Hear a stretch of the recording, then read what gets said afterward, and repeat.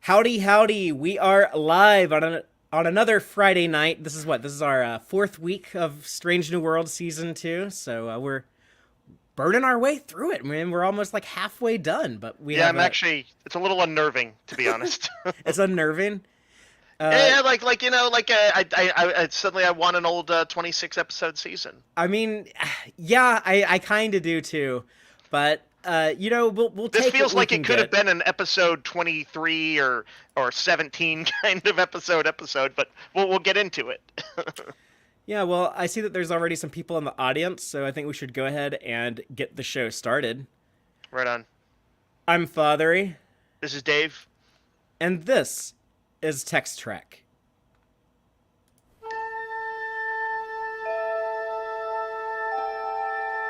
Engage.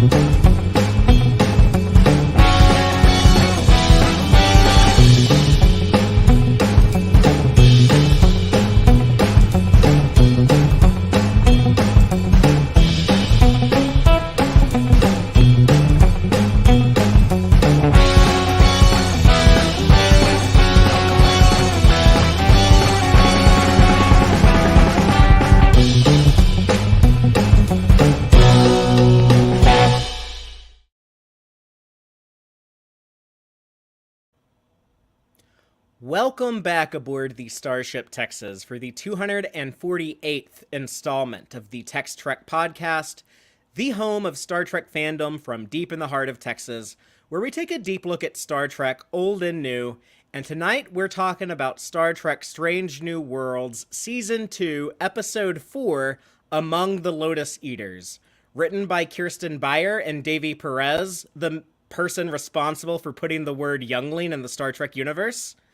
Which one of As them? that was Davy Perez, as he Okay. will forever be known on this show, Mm-hmm. and also directed by Eduardo Sánchez, who was one of the people involved in making the Blair Witch Project. Right, that was like one of the. Just like the director. Yeah, I'd forgotten Yeah. that till you said it, but I did see that in some of the promotional materials.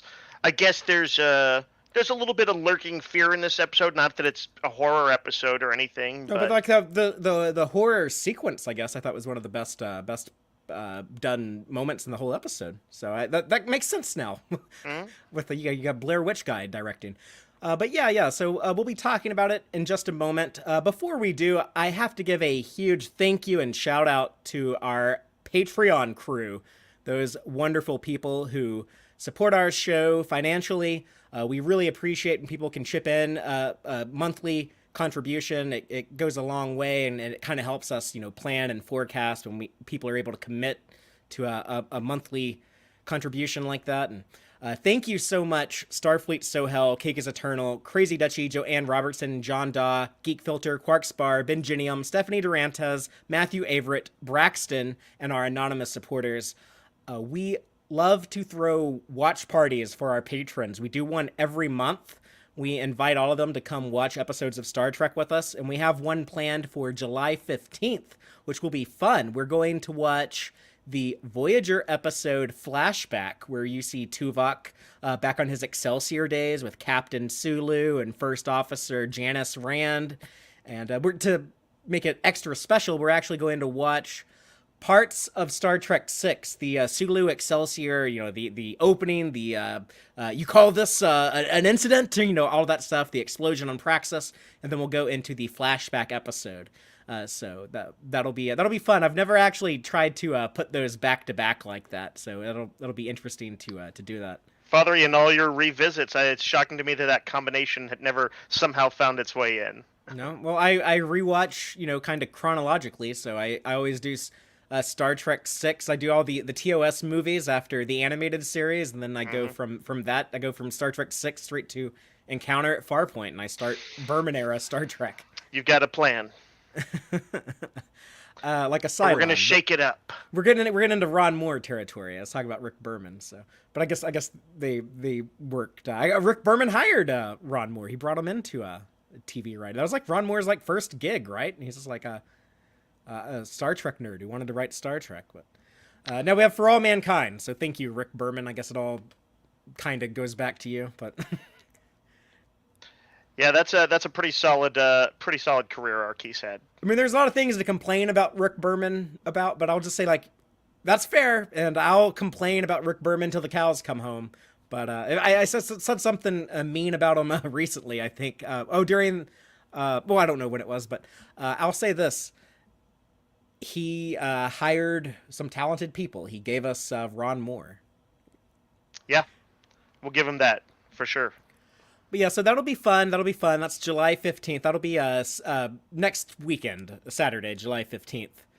And a little bit of news, I guess. We have, speaking of things coming up soon, Star Trek Las Vegas, the convention that Creation throws every August in Las Vegas. I'll be there. That's in, 4 weeks from today? Yeah, so I believe I fly in, I think, August 2nd. But yeah, that first weekend of August. So if anyone sees me there, please come up and say hi, and we can talk Star Trek in person. Speaking of talking Star Trek with cool people, we just did a fun interview with Deep Space Nine showrunner Ira Steven Beyer. So Man, that that came off so well, and like, there's so many cool, juicy bits in it. Him talking about working with Avery Brooks, and the struggles and the admiration he had for him. Like you can read a lot about the kind of person Avery Brooks was from that, but also I loved hearing him talk about sneaking into the Alamo with booze after hours. He's talking and all the stuff about his sister too. Like there was, I felt like, Father, when you were talking to him about like his early Trek days, that like I was kind of hearing some stuff that I hadn't heard before. Even among his many interviews. Yeah. He I've never heard him talk about like his childhood, like I guess fandom of Star Trek, and I don't think he was like a diehard Star Trek right. Like how many of us are. There's the famous story I've heard him tell about like when he started working on The Next Generation, and he was like, it was the first script he ever worked on. He was like, well, what the hell's a Jeffries tube? So like he wasn't like a hardcore Star Trek nerd, but he did enjoy watching it as a kid. He talked about like, oh yeah, and then like the original run of the original series, like the show got bad in season 3, and I was so disappointed. And me and my sister were like, why isn't it good anymore? We didn't know like the behind the scenes and stuff. So yeah, that was a real treat getting to hear all of that stuff. And he's just a great personality. I kind of like listening to people who are sort of feisty like that, and it's sort of a little, but also like really fiercely intelligent. Very opinionated, as I heard you describe him. Sure. Recently. So, yeah, that's I say it with admiration. Description, yes. I always liked listening to interviews with Harlan Ellison, and Harlan Ellison is like the extreme version of that, where some people just call him an a-hole. I don't think that of Ira. I think he's an opinionated guy who's earned his stuff, and I loved hearing it. And it's and my heart is broken that I wasn't there for the actual interview, but it still came out so good. Well, it was fun to do, and it was unfortunate that Dave couldn't actually quote unquote meet Ira. I don't know if it counts as like meeting when we're talking through webcams. I guess like in modern day, in the post COVID pandemic world, I guess that does count as meeting people. But that's first base now, Father. That's first base now. Wow. But also if people get to the little lightning round at the end, he recommends some a movie to watch and some music to listen to. Like there's all kinds of goodies in there. There's some fun questions. He talked to me for an hour and a half. So yeah. If you're watching this on YouTube, it's available on YouTube now. And if you're listening to the podcast of this, it should be out on podcast format. So you might have already heard it by the time you're hearing this, but it is out there. I mean, Father, you got like a substantial answer to the question about his beard treatment. Ira's famous, beautiful, purple goatee. And I got that question from Chrissy over at the Infinite Diversity podcast on the BQN network. So. Yeah, he got a serious ass answer from it. Which I don't know if I'm supposed to say this, but I'm going to appear on their podcast in the near future. So I don't know if I'm supposed to announce that, but I did, so it's out there. So you traitorous dog. Check them out. Dave, I appear on shit all the time that you don't know about. Yeah, I know. I whenever I find out about it, though, my respect for you just plummets. Well, You whore. sorry, I'm a promiscuous podcaster, I suppose. I'll podcast with anyone, but especially Ira Stephen Bear. So that was a lot of fun. Please Yeah, that go was check great. that out. Thanks to him again, man. That was cool. That was very cool.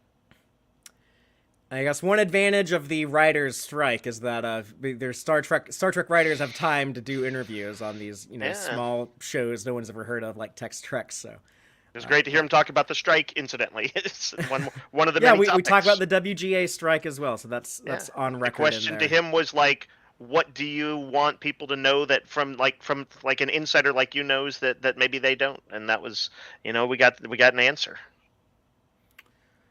Well, as for tonight's show, though, we will talk about among the Lotus Eaters. Dave, I believe it is your turn to do the first opening statement. Just real quick before we do that, I'd like to recap the episode by Mhm. reading the official synopsis, and then I'll kind of expand on that with some spoilers.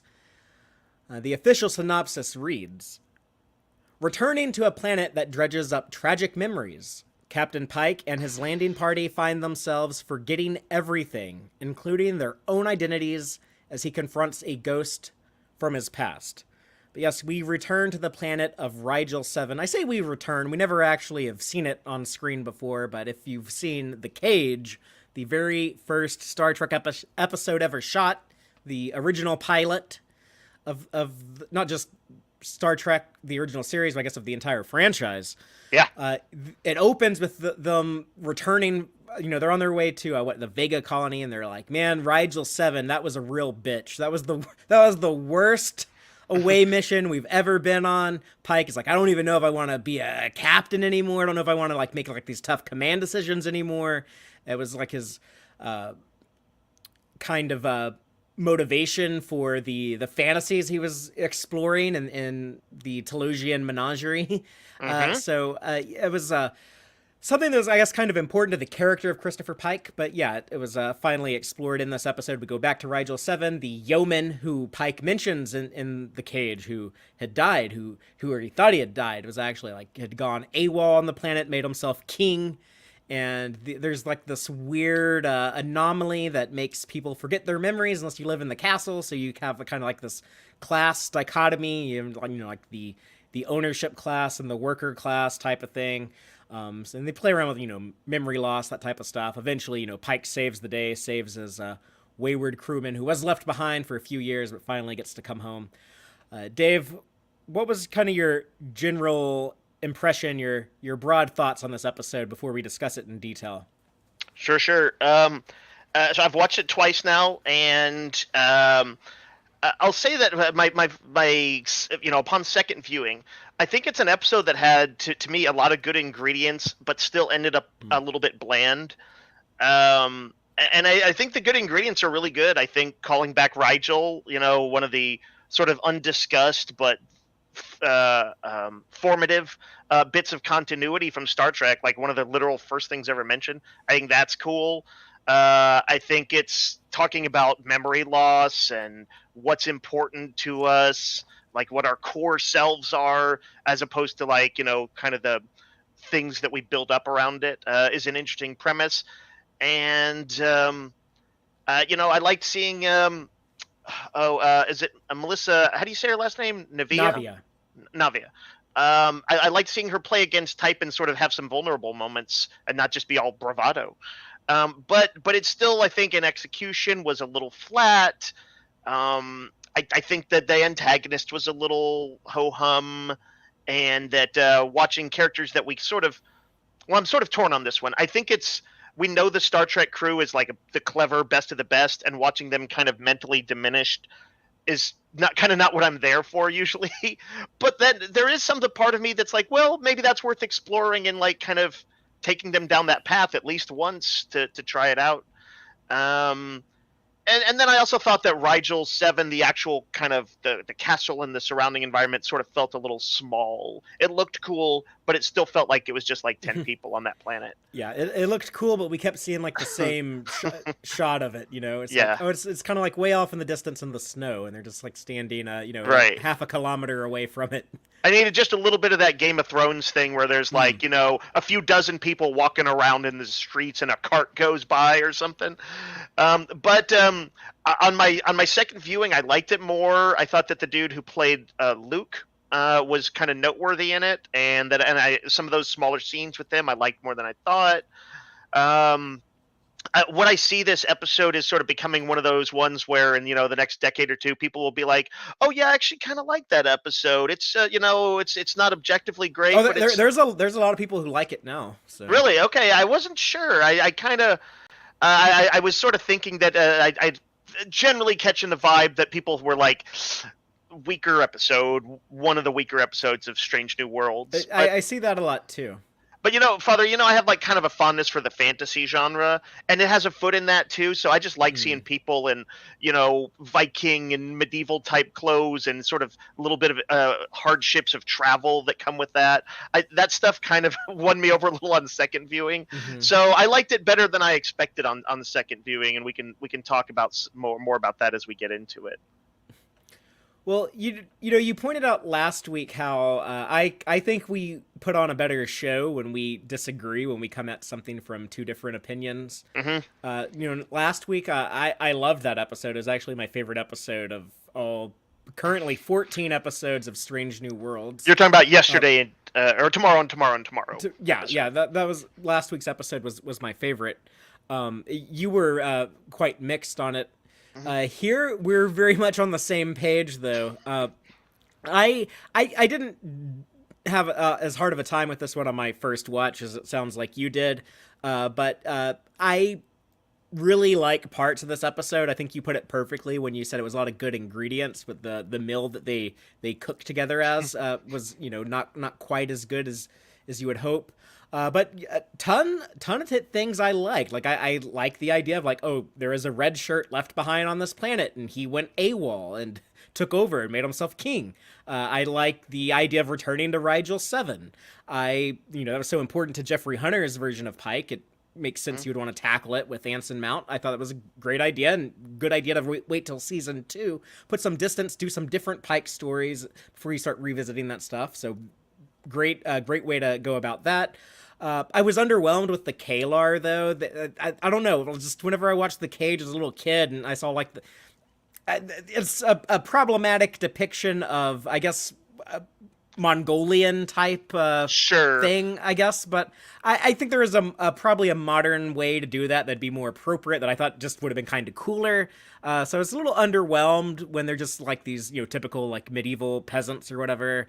But I love the idea of weaponized memory loss and exploring, how much of your identity is your experience and how much is just who you are without those memories. And I feel like that maybe should have been like its own story. I kind of wish we had like the red shirt left behind on Rigel VII story, and then we had kind of memory loss used to oppress people as a different story. I want to enemy within this episode. I want to put it through the transporter and split it in two. The opposite of Tuvix. I want to split this in two, and I think we would have had two better episodes.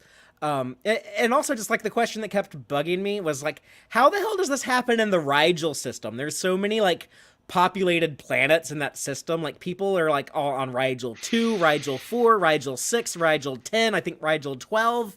It's like there's ships flying through that system all the frickin' time. You're telling me like they don't understand how this memory loss radiation works and how there's this debris field around Rigel 7, and like that was pretty hard to convince me that. I agree with you in principle there, Fathery, for the kind of the future that the Federation exists in, but like if you've ever known like a state with like or just a city with like a really poor area, the wrong side of town, that cross the tracks, that people kind of ignore and they let it go derelict, and that's sort of not their problem. Maybe that's what Rigel was. Well, Rigel VII, there's a bunch of planets in this system, and sure, that's what Rigel VII. There's Rigel so VII. many that Riker couldn't keep them straight. He talking about this planet in Picard season 3 when he's like, "Oh yeah, remember when we used that coded message on Rigel 6?" And Picard has to correct him and say, "Nah, it was Rigel 7." So they were causing trouble on Rigel VII, or solving problems, or I don't know, whatever the hell they were doing in an unseen episode of TNG. But yeah. So it was something that I'm mixed up. But yeah, I would sum this up as I really like parts of this episode, but I don't really like the episode. But I don't hate it. Wouldn't even say like I dislike it. It's just kind of it's just kind of meh, kind of okay in the big picture, which is interesting. This season, I liked the season premiere a bit more than this, The Broken Circle. But that was another one that I was just kind of meh on. I was like, well, it's just kind of okay, but it was a lot of fun. But then I loved episode 2 and I loved episode 3. So this season, it seems like everything is either like, oh my god, I love it, or just like, it's aight, I guess. It's definitely showcasing in its way the varied quality of an episodic Star Trek. Yes. And by the way, as I'm thinking about it, I think I was kind of, especially as a first episode, particularly kind of, I feel like I was kind of disappointed with The Broken Circle. And I think I might have liked this, at least on second viewing, better than that one. So, by the way, Joanne Robertson in the comments there with the very sharp-witted comment about Flint, Michigan has entered the chat. Is Rigel VII the Flint, Michigan of that system? Well, get those people some drinkable water, please. Yes, I agree, and get the debris out of Rigel, which they did. This is the sort of the pleasant thing that we can sometimes get in fiction is people act on stuff a little faster. Yeah. I wish we had a Captain Pike as, I don't know, like a U.S. president or something. That'd be kind of cool. Yeah, I'm for that.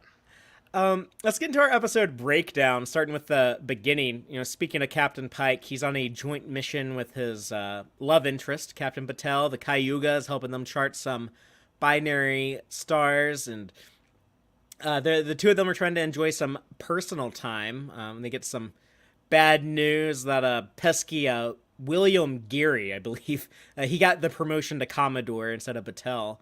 We kind of have, date night between the two of them. She gives a gift to Pike. Hey, Pike, here's a symbol that will show up as a thematic in the show.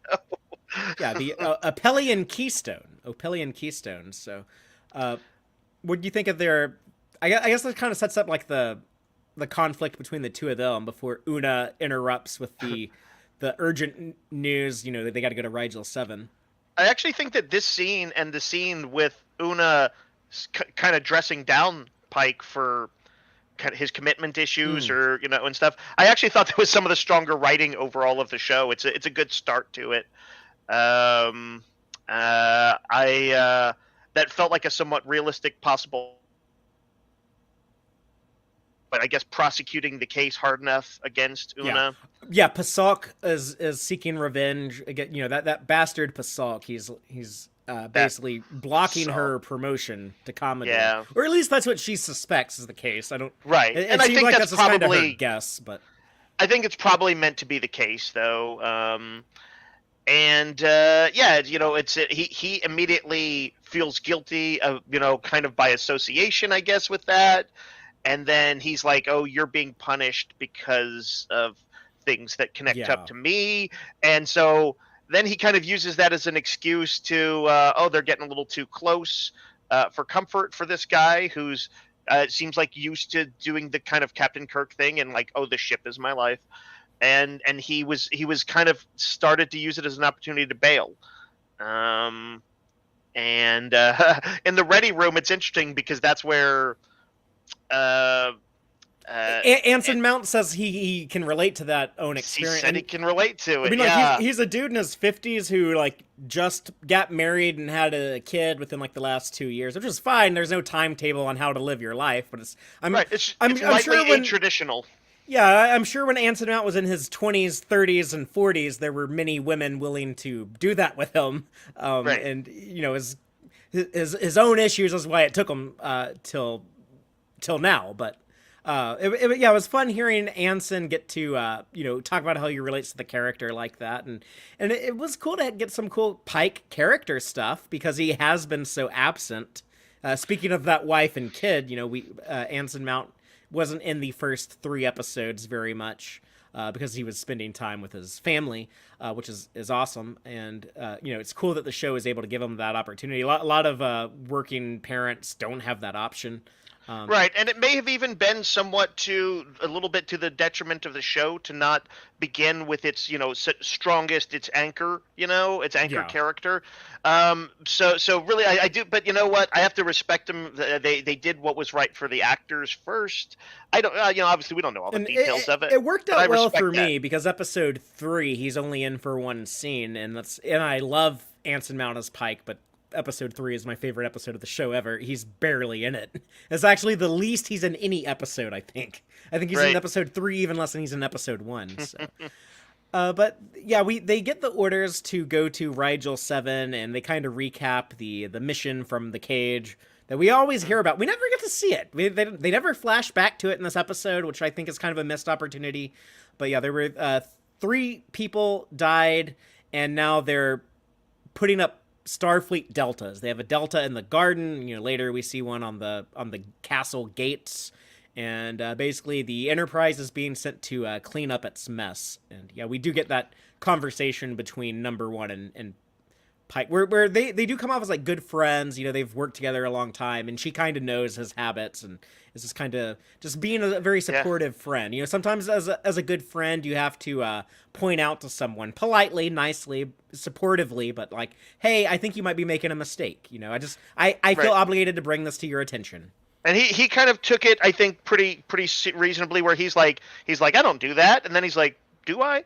He's like, he's always, that's kind of I think a hallmark of Pike. He seems always willing to, he might be a little overly focused on things at times, kind of in that same way Kirk was, but he seems always willing to get a little introspective if somebody points it out to him. I'm a little disappointed that this becomes Una's biggest contribution to the story. I felt like, for obvious reasons, she wasn't involved much in the season previously, like, beyond her, trial. But we haven't really seen her be like a very functional part of the ship, part of the crew. We haven't seen her as first officer much this season. So this episode felt like a missed opportunity on several fronts, but one of them was like, I thought they could have done cooler stuff with Una, but yeah, she kind of gets sidelined in this episode. You know what, though? It made me think, as I was watching it, I was actually thinking of an opportunity that they caught, which was to give Nurse Chapel, some more time to be the cool doctor who's figuring things out. Yeah. When what do we want to see on the season when we did that episode? Our guest star, Spotted Giraffe? Is that Lyrical right? Giraffe. Yeah. She has various giraffe-related nicknames. Giraffe with one F, because that's how you spell it in French. Yeah, giraffe. Hey, Linda Marks is here. Hi, Linda. Oh, nice. But she said that she wanted to see some more of Chapel not just being the lovesick puppy over Spock, or just kind of tied into his relationships, and we got that. That's I hope she was able to enjoy it. I enjoyed it. It's not like she didn't win the day, but she was the one calling the shots, because M'Benga's down there on the planet punching dudes. Well, speaking of characters getting the spotlight, one thing we never got in season 1 was a Ortega's centric episode. She's the only character out of the principal cast who didn't get a log entry in season 1. But she gets a log entry here, and she's all excited to go on the away mission. And I guess it was kind of intentional of this episode to show, like, oh, this is why she doesn't go on many away missions, because it's so important to have her piloting the ship. And she gets, we'll say she gets Spock blocked from going on this landing party mission when Spock's like, no, there's dangerous debris in orbit of this planet. We need an ace pilot on the Enterprise. Even though apparently Una can also pilot the Enterprise through the debris field later, so they should let poor Ortegas go. But you know what I want, Navia is really funny in that scene. She is. I'm ready for a cosplayer to do Ortegas in unused Rigel VII hat gear. Or even just somebody, you could casual Ortegas wearing the hat. I think that would be a good cosplay too. Well, the hat is supreme. It's also kind of like the iconic thing about the Kalar from The Cage, I guess. I kind of wish they made it more like a, what do you call like that Russian style hat? That Russian style hats? Yeah, I don't know what you call them either. Big furry hats. Yeah, it was funny seeing her frustration with Spock. But this episode ultimately, like, it didn't give me as much Ortegas as I thought we were promised in season 2. And they're like, we're gonna do an Ortegas episode in season 2, and there's that whole like hashtag Moretegas thing on the internet. Sure. So I'm This was the hoping. equivalent of like a bigger episode, like it'd be one of those episodes where like Chekhov or Sulu got to do some stuff. She did absolutely save their ass in the end, and she was the one who kind of figured it out. And I think it gave the actress a chance to, like I said, play against type later on, which I suspect that she really liked. But it didn't quite feel like, oh, this is an Ortegas episode. Yeah. For sure, it wasn't that. So I would like to believe there's going to be a more Ortegas-y episode this season, but now a big part of me thinks like, oh yeah, when the writers and producers were telling us like, we're going to give you some Ortegas stuff in season 2, I am kind of thinking like, maybe they were talking about this, so. Well, yeah, it'd be kind of like if someone said back in TOS days that, oh, we're going to be giving Sulu some spotlight, and, it was like the naked time. Yeah. And, yeah, you're like, well, I meant more than that, actually. But you would have to say his time in the naked time is amazing. Yeah. Part of that is because that was he got so little to do most of the time that was like, oh, he's like running around shirtless with a sword. That's unique. That's atypical. In the comments, Aaron says he thinks we're thinking of a Cossack hat, and then yeah, that probably sounds right to me. Yeah, we'll go with that. Dave, let's get into the shuttle landing and then the away team's capture by the Kalar, or Kalarans, as Ortegas says. One time in the episode they say Kalaran instead of K, but maybe she didn't know what she was talking. She didn't read the mission briefing. She was so eager, she was so excited to go. She just like skimmed it. And I think you could make a case for that, or it just becomes a classic Trek minor continuity glitch. But they show us the asteroid that we know causes this radiation. They conveniently fly by it, even though it's on the wrong hemisphere, as they're approaching the settlement, the castle, or whatever. Pike explains to Leon and, I'm sorry, Laan. How am I supposed to say it? Well, I think you had it right, Laan. Okay. Laan. I think my instinct is to say lay on, which I know is wrong because people have told me. Jill 47 will correct me if I get it wrong, I'm sure, but it's that was an exposition flyby, okay. By the way, Father. They had to do the exposition. Yeah. Pike is actually like holding the script in one hand and the shuttlecraft steering wheel in the other, and it's like, oh, I have to show the audience this crater here all of a sudden. So, yeah. But no, they land and he explains like, okay, we can only bring Bronze Age technology on this Bronze Age planet, so we got like a telescope and a compass and convenient subdermal universal translators, but yeah, no advanced gear. Too bad they weren't thinking this the last time they came to Rigel VII, or none of this would have happened. If they didn't have those phaser rifles left behind. Yeah, it's quite a bit of an oops. When they're walking around on the snow and stuff, though, you know what I kept thinking? You know those Paramount Plus ads where it's a lot of times they actually have Anson Mount as Pike, but he's hanging out on the Paramount Mountain with Reno 911 characters and Beavis and Butthead and Dora the Explorer, like all these other Paramount people. This looks like one of their promos. It really does. Like, I almost wonder, like, do they shoot that on, like, the Strange New Worlds, like, AR wall? Like, are they using some of the same assets? Like, I keep waiting for, like, Dora the Explorer or someone to, like, walk by, or Sylvester Stallone to be hanging on one of these mountains or something. Have like, some characters from other Paramount shows show up. But they start experiencing the symptoms of the radiation memory loss, and it hits Laan first, but she's hearing that ringing noise, which I guess it's called how do you say this word? You say tinnitus, but I think the instinct is to say tinnitus. Okay, but tinnitus I don't is say correct. That. I've never said that word in my entire life. That was I've got like my brother-in-law has it from loud sound when he was younger, caused some hearing damage. I've known people. I might have that. Like I hear like little like ringing noises all the time, but I just that maybe it well be. I've gone to a lot of really loud metal concerts where I should have been wearing earplugs but didn't, and then also I worked in an industrial environment for a few years where I didn't wear earplugs as frequently as I should. But yeah, I hear, On the like, if plus I'm in side, like Father, a quiet room, if I'm in like a room with like Mhm. no TV on, no nothing, just total silence, and I start listening, like I hear all kinds of shit. So Yeah, that sounds like that is tinnitus. okay. But Father, the good news is you don't have accompanying memory loss because you actually have one of the best memories of anyone I know. So, you are resisting the strange radiation, the exotic radiation. Well, I try.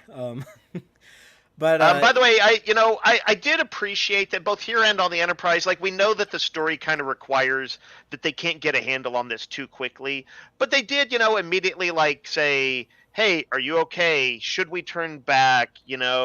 Or like, what do you call it? Number one immediately, I think, sends Uhura to sick bay. I felt like within the parameters of a story that kind of needed to move forward, they did address that there was something up. yeah. And then they get captured pretty quickly. It's like right after they spot the Kalar hanging out in their fortress with Starfleet phaser rifles, Hmm. that like some of those Kalar walk up on their little encampment, and Pike tries to be like, "Oh, we're just passing through from the north," and they're like, "No, we know you're from Starfleet. We're capturing you. You're captured." And they meet High Lord Zacharias. He went from yeoman, like you'd think, like kind of the lowest rank on the ship. I guess there's other enlisted people that'd probably be lower, but yeah, basically like being like the captain's assistant, like the dude who like brings the captain his coffee and like little clipboards of him to like sign paperwork or whatever they were doing in the original series on those clipboards. But yeah, he went from that to king. Yeah, So listen, I'm sure there's a lot of behind the scenes work, paperwork, forms, files, things that the yeomen are doing. Don't diminish sometimes they them. cook phaser. Sometimes they cook coffee with a phaser. I mean, that's That the was stuff. But I suppose in its way, I said like I wish he was kind of a better villain, and I do still think that. But he does actually feel like what would happen if you took a yeoman and turned him into a king. you know, he's not like a badass. He's not super comfortable with rule. He's kind of imperious. He's done it for a while. It seems he like, seems like a dude and who's he's just kind of pissed. a everyday, just kind of a typical guy, and he tried to do the best he could, and Yeah, his but he's a his little bit of a morals, twerp. he He's a kind of twerp. he kind of compromised his morals under like the duress and fear and survival instincts and everything. It's like Yeah. I can understand the thought process of making yourself king to try to get by, like, oh, I can, like, impress them with my Federation technology and become Right. their leader, and If they I'll ever stop, survive that way. yeah, he might have thought at the time, like, if I ever show weakness or they think that I'm just some normal dude, they might just torture me to get my technology and throw me in a dungeon. I'm disturbed by the fact that he still has his red shirt on. Like, have you not taken this Hmm. off in 5 Hmm. years? Have you not had a shower this whole It's time? it's probably symbolically important to show, he's like, oh, I am other, I am from, the Yeah. heavens or whatever. But I bet he washes it. That's how Father he keeps his command over the 10 people who live on Rigel VII. The uniforms in Strange New Worlds kind of make no sense because I'm like, shouldn't it be like the Cage era uniform? Shouldn't they have been wearing those when they went to Rigel 7? And like, if not those, then like why not like the asymmetrical Enterprise uniforms that they were wearing in Discovery Season 2, which were supposed to be new in Discovery Season 2, but then we see Spock and Una wearing those, and a short trek set before then, set Hmm. before the Cage when Spock first comes to the Enterprise. So I the mean, I get uniforms don't make sense, but I like that it is a red shirt. That is the pop cultural symbolism of that, I guess, makes sense. it's the same, and I get the complaint, of course, but I think ultimately it's for the same reason that Star Trek Picard season 3, which they wanted to be completely approachable and have no continuity that would confuse people, didn't reference the Borg from the previous season and other stuff that they should have. They, you know, having a costumer. Shaw did mention that they did have a line acknowledging Sure, that. but this was not a big plot point. And Yeah. here, if they had just for like the average viewer is not going to necessarily remember the outfits of the cage or the Yes. sort of broad viewer, and it would actually confuse them to have him dressed differently. With a red shirt on, you immediately say like, ah, this guy is from, Pike's crew, got left behind. It's visually reads. It's a very clear story point. So they value that over the minor continuity of having visual connection to the cage.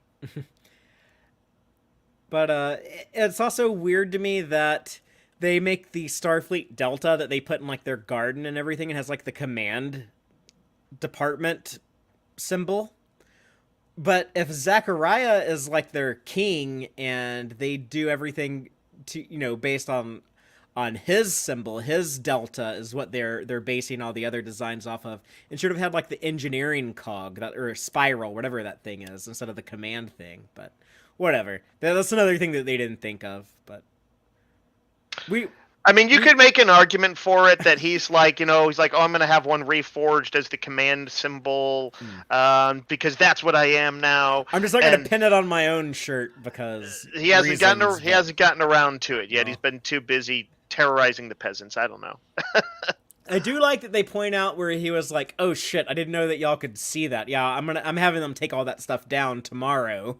Because he doesn't really have much of a long-term plan. I guess he was like, I'm just going to put these dudes out with the field Kalar and hopefully Starfleet stops sending people.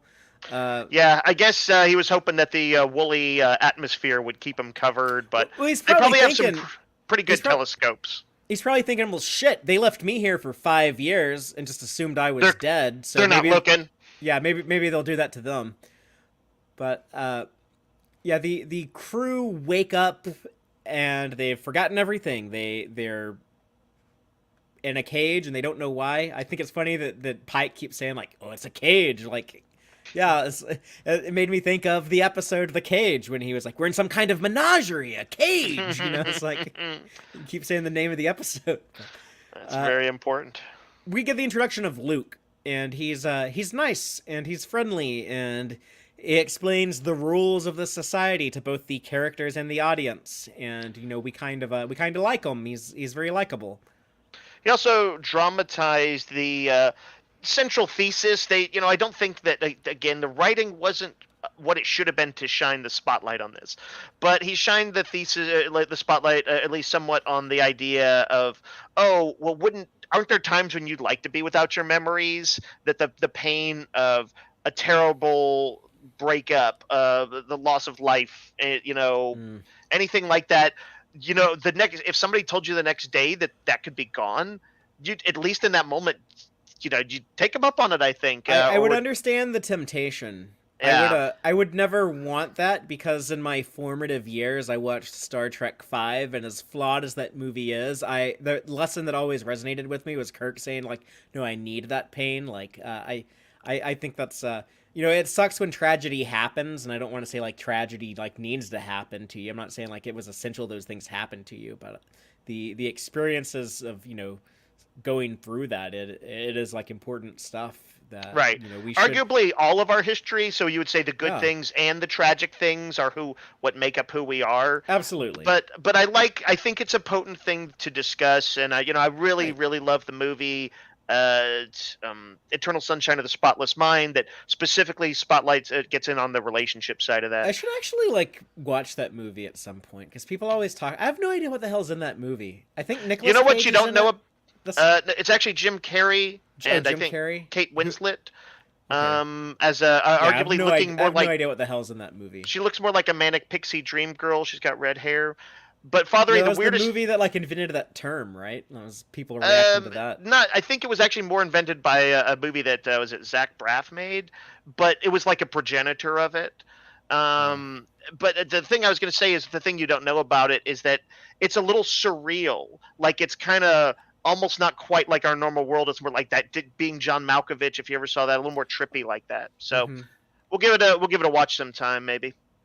But this guy. We will later see that he has Memento style got tattoos to remind him of his names. Yeah, they have the fruit of the gods where they give themselves tattoos. So I like they those remember little how details. to read. Yeah.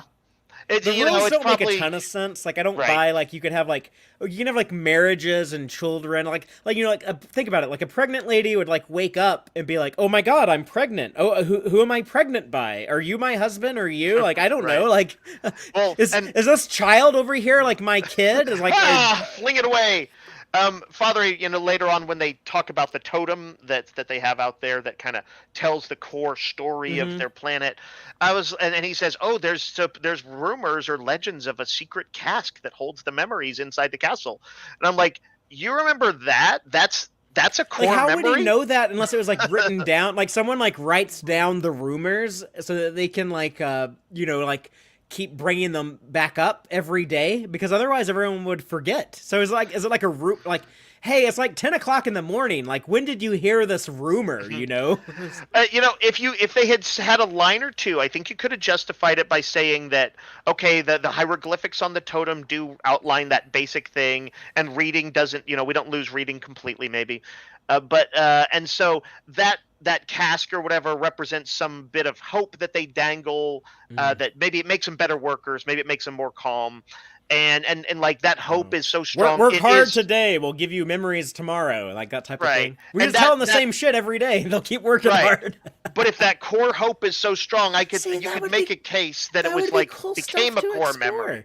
explore. Right. That would be great. Like if they had done like a dedicated a whole episode to memory loss being used to oppress the working class. And you still could have done like a B story of like back on the ship, because I think that is like an interesting idea. We'll get to the Enterprise stuff in a moment, but what if everyone on the Enterprise they forgot how to operate the ship? Wouldn't that be scary as hell? Yes, it would.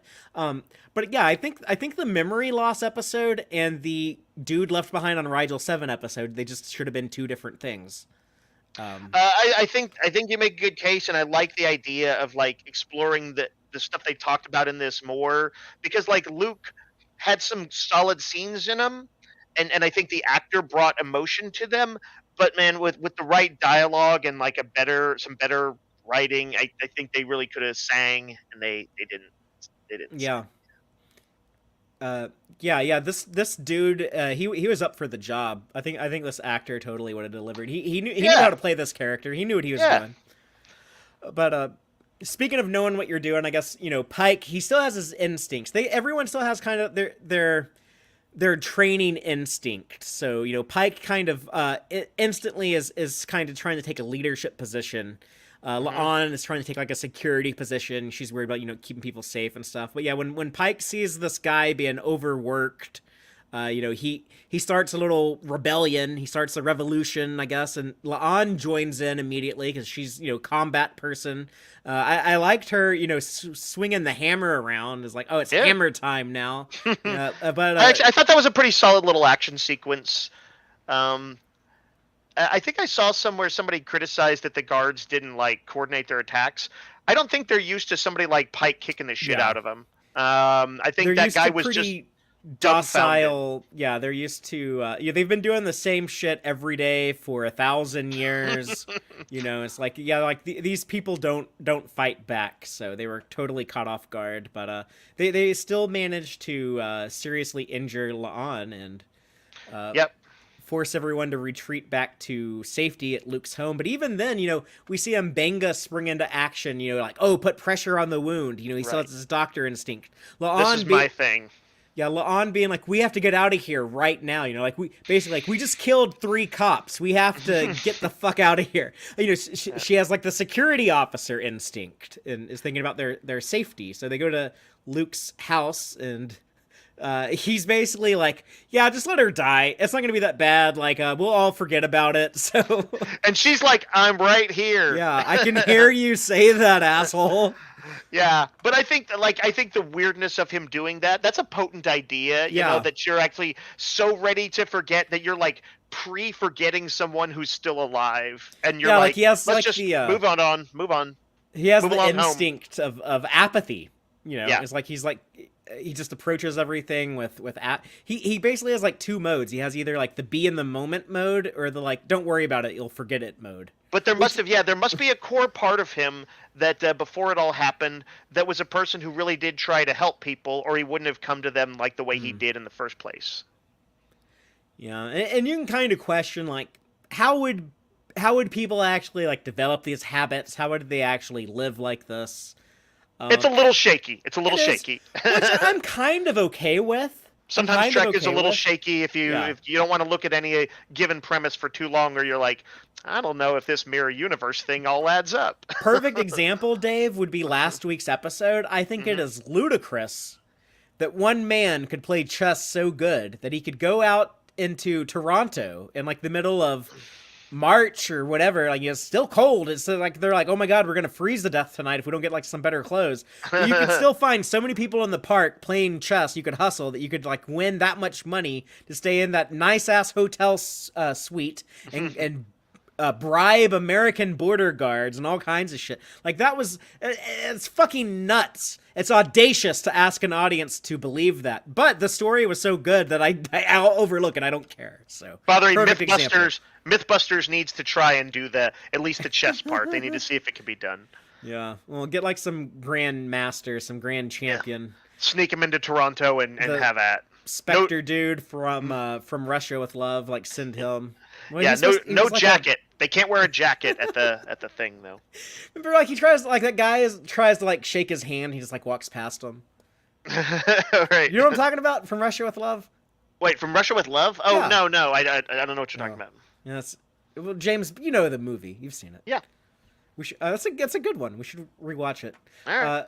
But enough about James Bond. Let's talk about Pike. Basically decides he's got to storm the castle. He's got this memento of his own. You know, he remembers like this gift, like someone important gave it to me, and I have to get back to them.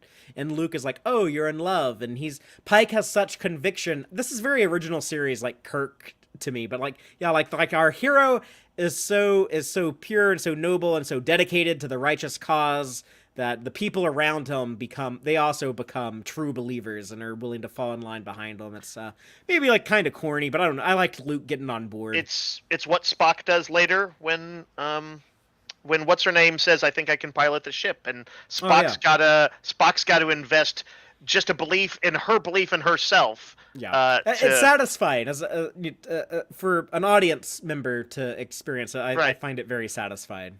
I also, and this is, I thought, like a decent bit of dialogue in there. I jotted it down when Luke says, "Oh, you're talking about love." He says, "It's something the forgetting can't take from you." He says, "Love and its absence." Yeah. I thought that was a neat little moment. The like I said, the dialogue isn't all great in this, but that's good stuff. And then he says, "I'm past the need to remember. I'm too afraid of the pain," which it's very sad, but it felt real. I could see like why a guy you're just like, man, like I covered up my memory tattoos. It must have been really tragic.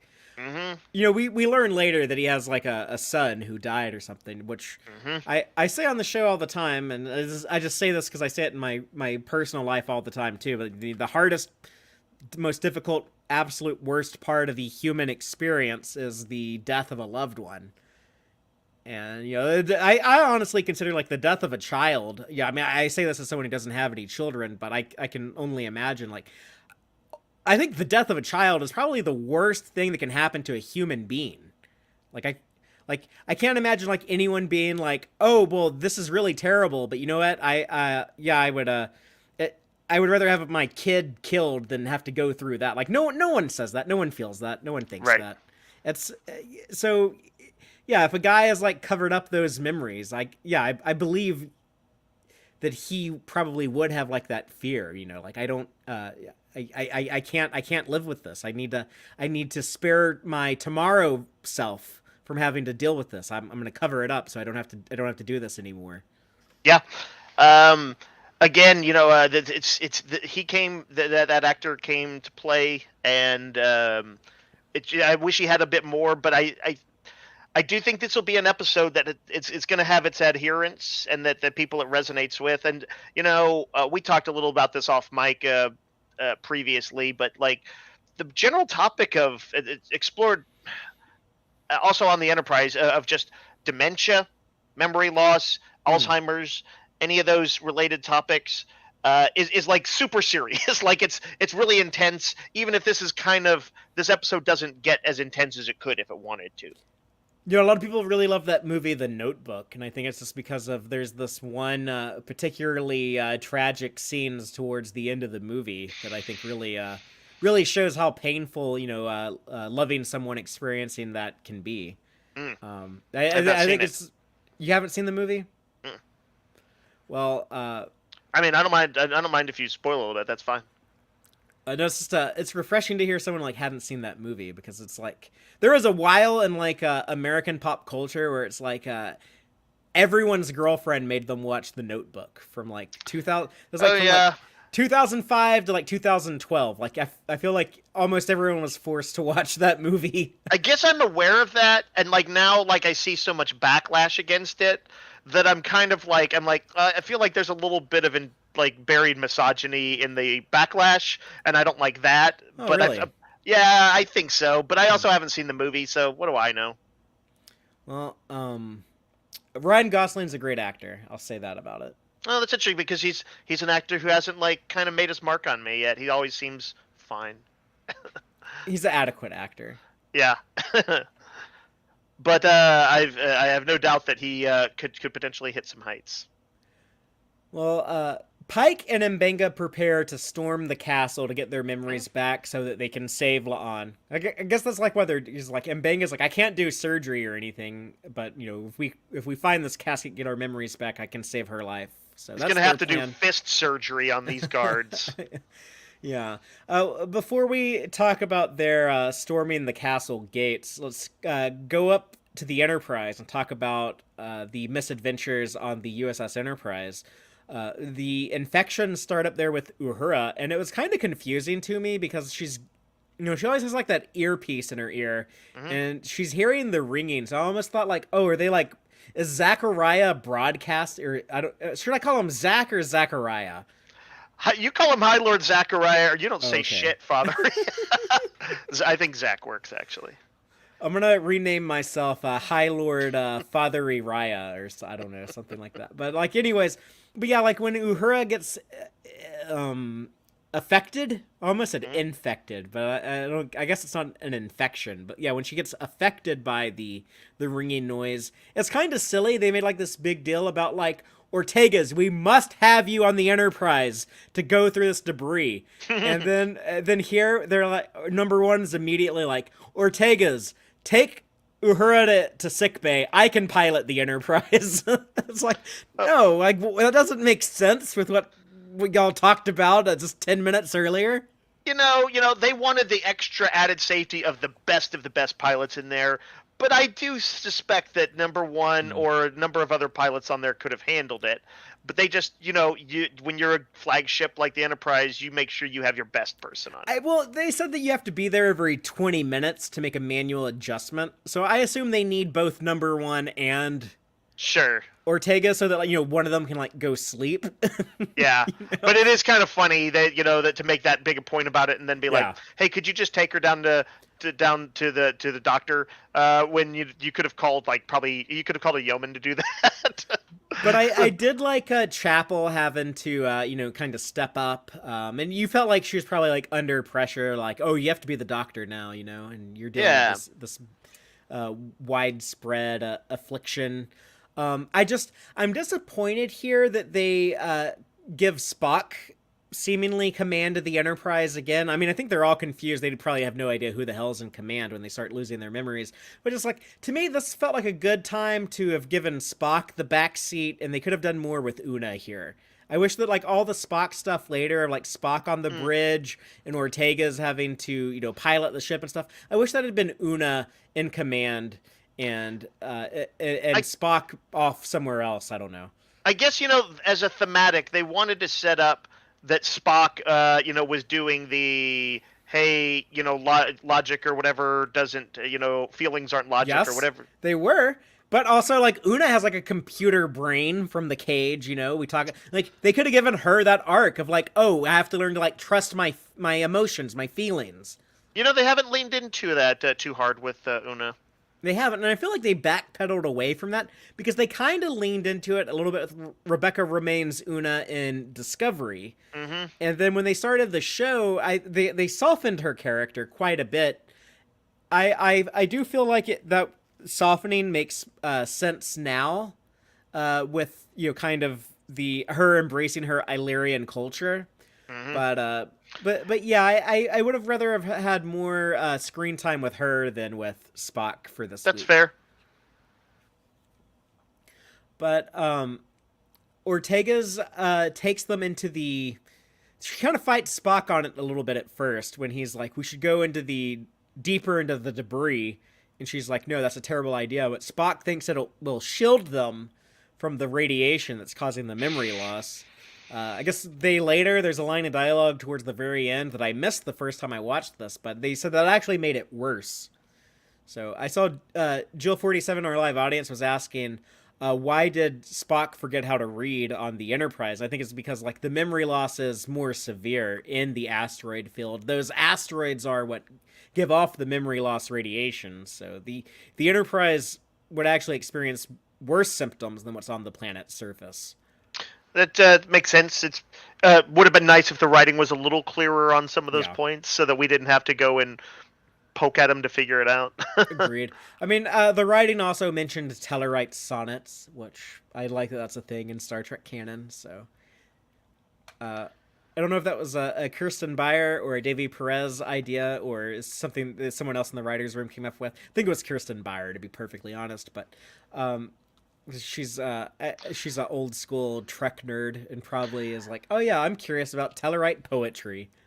I sort of like it, but I also find that it's kind of like, it's sort of like the way that they used to write aliens, kind of like, wouldn't it be wacky if the Klingons had opera, and it's just sort of it's an obvious sort of playing against type.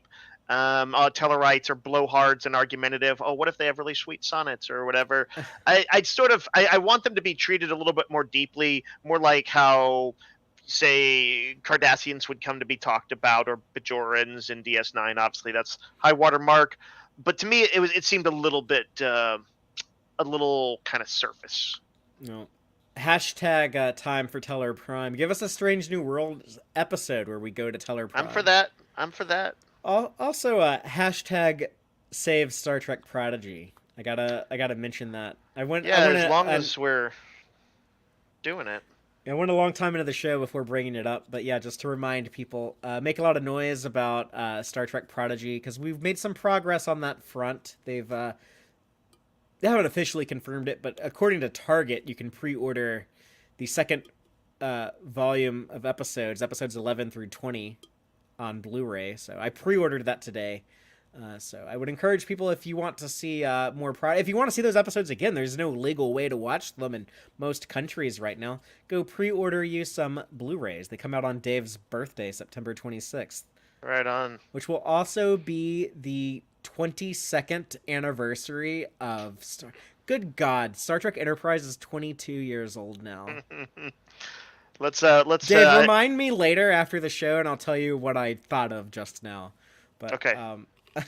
It's good to know that Star Trek Enterprise can now drink legally, or has been able to for a year. Yes. So that's good for that. It's going to need some drinks. Anyways, moving on. But yeah, well, I liked that sequence when we were talking about the horror sequence a second ago. When Ortega's freaks out and tries to go back to her quarters. And she's on deck 6 or wherever, and she's walking around amongst all these confused people. There's the creepy music from Nami Malamed, and there's also just a really scared looking dude just shivering in the corner. Yeah.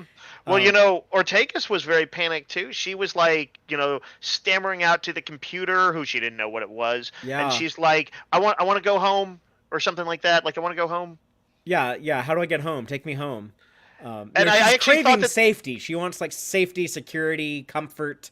I want to go home. Even I don't remember what home is, but I need to be. I know I'm not there, and I need to be there. It's because of her dope ass quarters, man. Look at that. That's a nice quarter. There's some interesting Gorneg stuff in there that we'll talk about. Okay. I don't know about this. Okay. But I thought one of the standouts of the episode was Alex Kapp, the voice of the computer on Strange New Worlds. She is so great at channeling that Majel Barrett deadpan delivery of the computer dialogue. And then Berman era Star Trek, they would sometimes write the ship's computer into jokes because they knew how Majel would deliver the dialogue, and so they could be like, okay, we can like we know how to write like these characters bouncing off of that. It was never anything big, but just like stuff like Tom Paris in the first episode of Voyager trying to order tomato soup, and it's like, oh, there's like 14 different variations of tomato soup, and arguing with the computer and stuff. I don't even remember if he's talking to the computer in that scene, but it's something like that. I hadn't thought about it, but that's a good point. It's like it's kind of tough to play essentially icy computer, but it was kind of key to create a dialogue between Moretegas and the computer. And I by the way, I thought that was well written, so that there was no point was she ever really saying things where I'm like, okay, I know she needed the computer to tell her blank, and so she had to say something that no one would ever really say. I'm like, in her panicked state, most of the stuff, pretty much all the stuff she said seemed like something you might say to me. Yeah, and I think Alex Cap also sounds a lot like Majel Barrett, so I think it's probably as close as we're going to get anytime soon. So I say just, let Alex Cap voice the computer on, any shows that she wants to. Although I do love Bonnie Gordon's computer voice in Star Trek Prodigy, and would love to see Bonnie get more work on Star Trek. So speaking of which, hashtag save Star Trek Prodigy. This is where we get the I am Erica Ortega's and I fly the ship thing, where she's kind of hyping herself up. I think it's both cheesy, hyping herself up and like also saying it so she didn't forget it, just like repeat. Oh yeah, I didn't even think about that, but yeah, I guess she's trying to embed the memories. Right. It's just that she's becoming sort of more confident as she said it. There's definitely a little of the "my name is Inigo Montoya" vibe to it too. But I get excited every time I watch this part of the episode and I see like Melissa Navia like hype herself up. It makes me like I get pumped. I'm like I'm fathery and I host Tex-Trek and I can like go out and do shit, get shit done. It's very motivational. I liked it more the second time. I think the first time I did find it a little hokey or whatever, and I was like, oh, it's a little too almost like caveman-y, But like this was supposed to be about like she had even lost her core who she was, and there she was able to get it, and she was like holding on to it, and she's tentative at first, and then she goes from like I fly the ship to like I fly the fucking ship. They should have dropped another F-bomb in there. And so much so she was like so confident that when she says it, Spock is like, I believe in you. Yeah, for sure. But yeah, that's the thrill of it, is just seeing someone go from like, it's because of Melissa Navia's performance. You see the terror and confusion in her eyes when she's frightened and confused. And then when she gets her shit together, she finds it's like, oh, that feels true. That resonates true. That's part of my core identity. I feel that inside when I hear it. Like, yes, I'm the person who pilots the ship. I fly the ship. Mm-hmm. And so when she kind of like celebrates it, embraces it, yeah, it has like that very victorious feeling to it. And then it wins over even Spock. And it was a cool little piloting maneuver. They gave her the threading the needle, she calls it, but the, I guess, spiral phasering through the asteroid. Yeah, coupled with like a roll of the ship, so that as like an assist. It's kind of too bad that they showed that in trailers because it is pretty dope looking. But back on the planet, I guess let's talk about our big climax of the episode. When they make their move to storm the castle gates, Pike and Mbenga, that is. Mbenga, very, very, man, this felt like an episode of like Walker, Texas Ranger to me. If people have watched that show, which Chuck Norris, first of all, he's not even from Texas. He's an Oklahoman, like Larry Nemechek. That really bothered my grandma when that show was on. She was like, he ain't even from Texas. They made him a Texas Ranger. This is bullshit. But I don't know why that offended her so much, but it really pissed her off. She she sensed that what's the actor? Chuck Norris. She sensed that Chuck Norris was kind of a fraudulent person, and she was right. And so good call, Granny Fathery. But one of the things in that show was the Walker, Texas Ranger. He had the sidekick who they always made into a fucking doofus, and it was really awkward because the sidekick's the black guy, so it's like, oh look, we have like diversity, but we're never gonna let this guy be the hero of the episode. He's always the fucking moron bumbling around, and then Walker Texas Ranger has to save the day. So Right. sadly, I always remember to that when, okay, we're going on this mission to storm the castle gates. We have like this badass fucking Dr. Mbenga who's played by a legitimate black belt in martial arts, fucking Babs Olu Sanmakun, a Pan-American champion in Brazilian judo or whatever. And like immediately into the actiony bit, he's like, "Oh, I hurt my leg. I have to stay behind. Let you, the great heroic white dude, the lead of the show, like you continue without me." Now, Fathery, not that Star Trek needs too much defending, but they did let Babs kick some serious ass in episode 1. It just, I wanted more in this episode, and it just, Yeah. I didn't like being reminded of Walker Texas Ranger right here. I get it. That sort of the white savior trope is so embedded in a lot of stuff that I grew up with, and I was kind of blind to it growing up, and so it's kind of when I see it, it's like, oh, Yes, he's like, don't worry, my bumbling, subservient sidekick assistant. I'm gonna go beat up this other minority all on my own. But Pike. So this scene with their fight, I'm like, Pike gets very violent. I was like, that doesn't seem like it was very core to him. What was the deal with that? Why did he get so? I mean, I know he's got friends bleeding out. Yeah, right? He's trying to save. I actually was okay with his it was a little aggression. Jack Bauer, though. I don't know. Well, that's one of the cool things I think would be fun to explore in an episode that was more dedicated to the idea of like this weaponized memory loss. Is it's like, who are you without those memories, and is that like the real you? Because I think it is a very a lot of our like morality. It's learned. We learn it through society. A lot of times, the right thing to do is to defy your primal base instinct.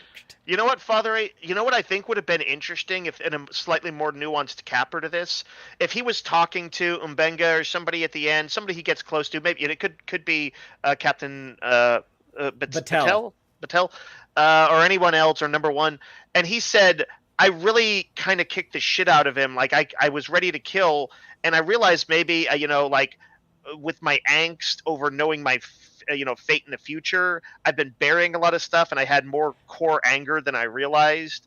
He's supposed to have come to terms with all that after the season 1 finale. Sure, but you can kind of think you have and you haven't. Like, I think if they wanted to, they could have told that story.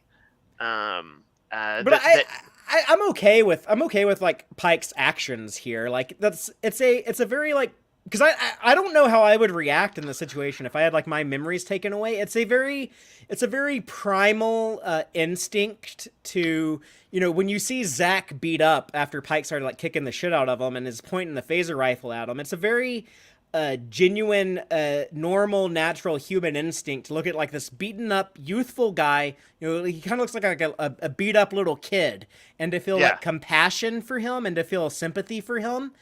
But it's also a very like base instinct, in the heat of the moment when you are you get like that fight or flight adrenaline pumping through your veins, and you know what else is a very natural human instinct that's very easy to feel is like things like aggression, attack, kill. I have to stop you. You're hurting me. I have to stop you before you hurt me more.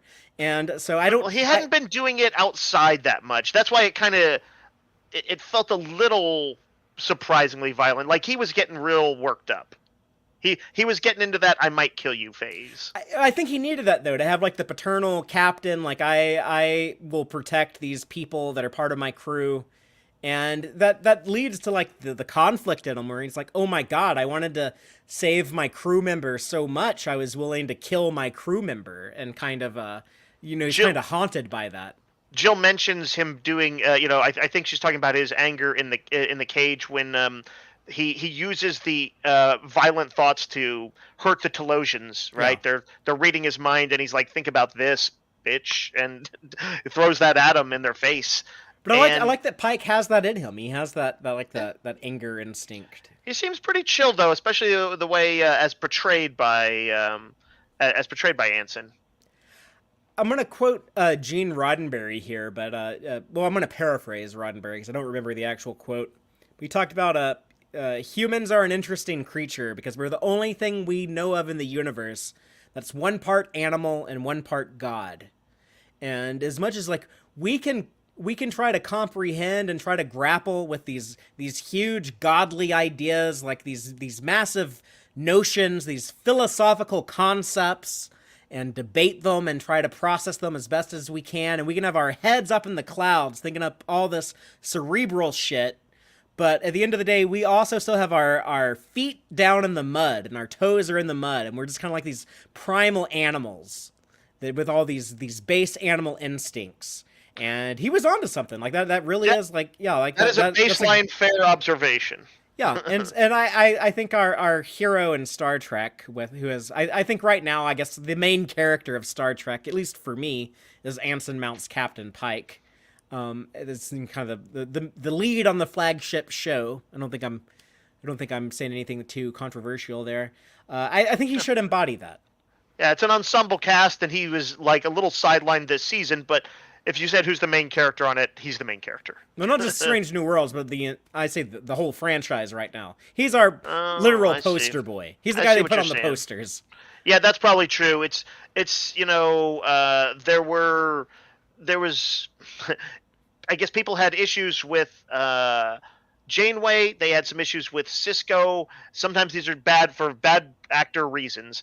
And I think Archer never quite was exactly beloved either.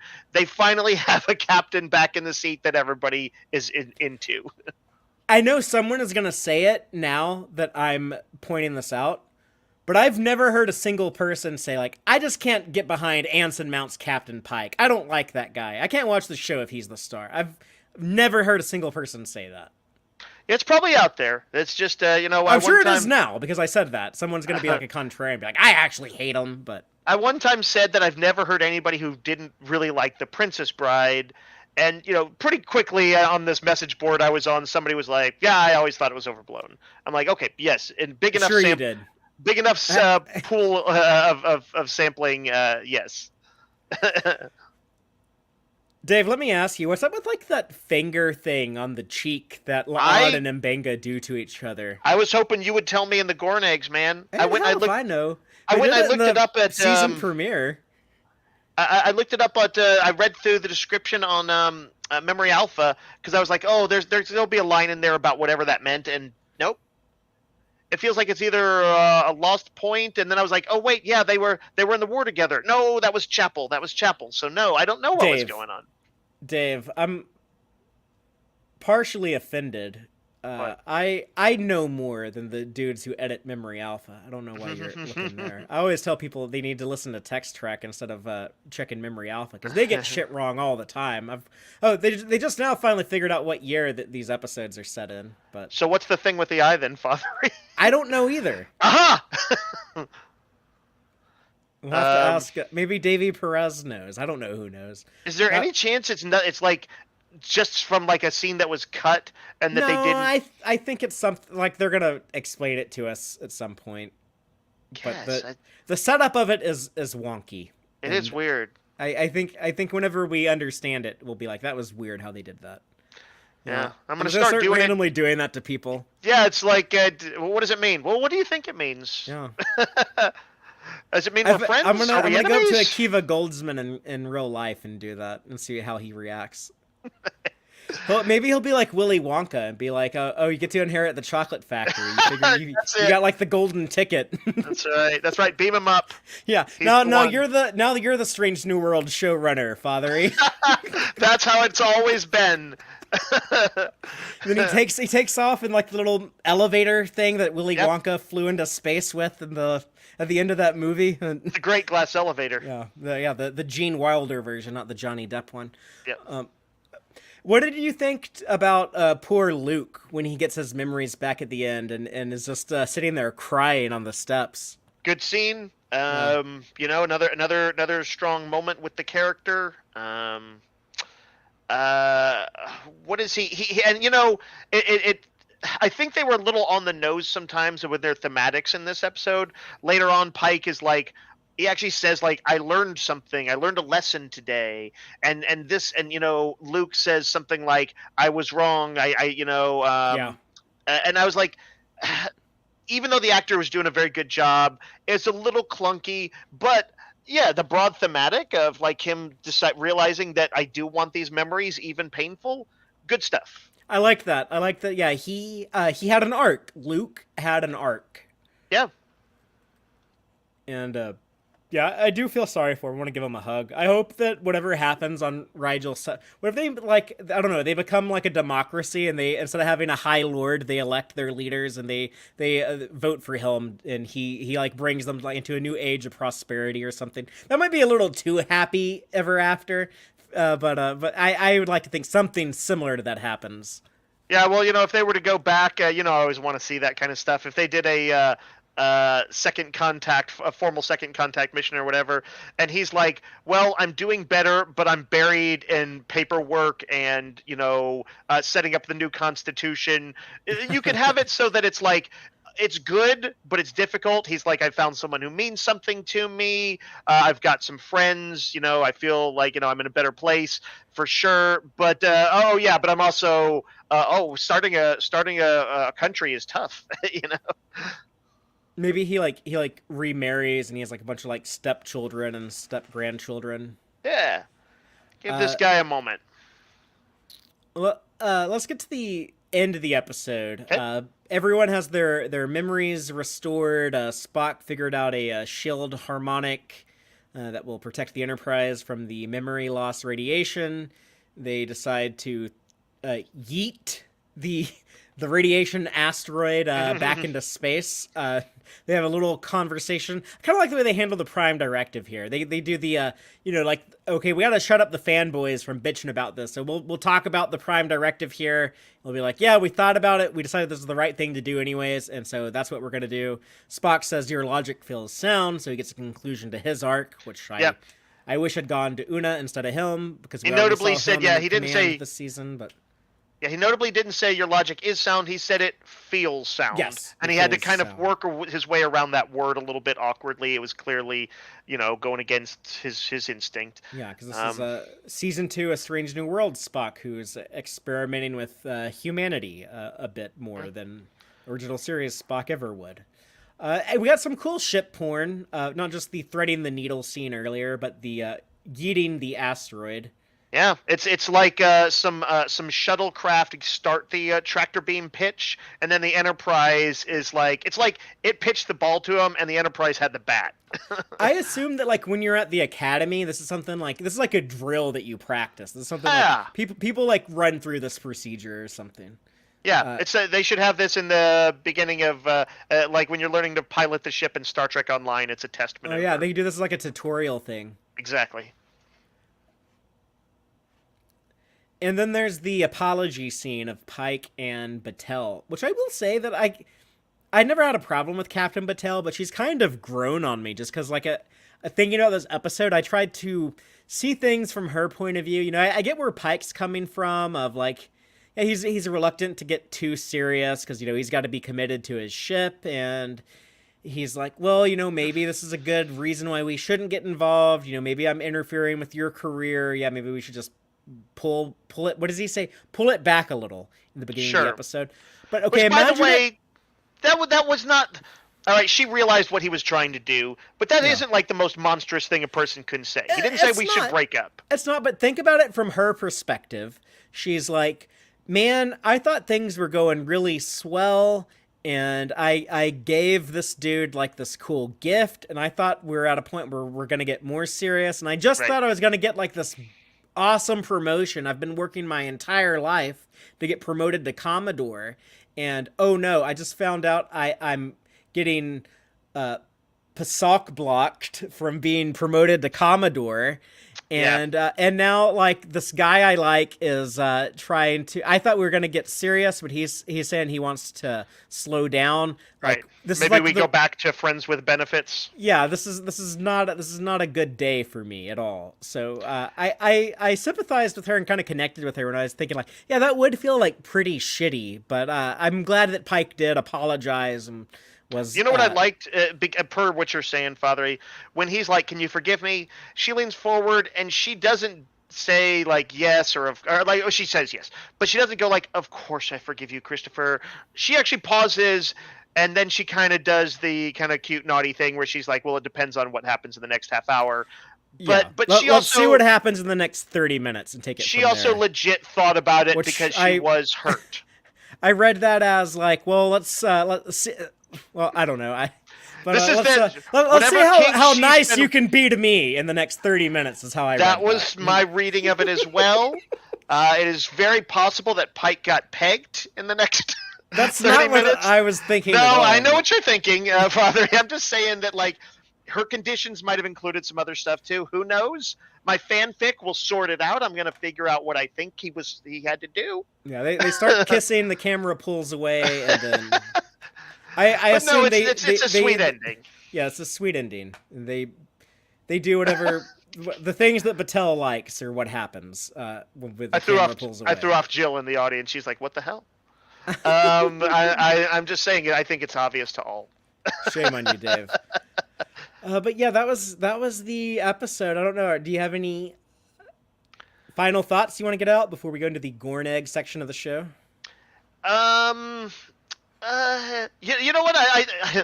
Father, I'm of course afraid that you are correct that Battelle is going to become Gorn bait before the season is out. I don't want to overly think about it and kind of see if you need to come to terms with it now, Dave. You need to think about it. No, I want to be. If it happens, I'm going to channel my anger and wield it. That anger will be a gift.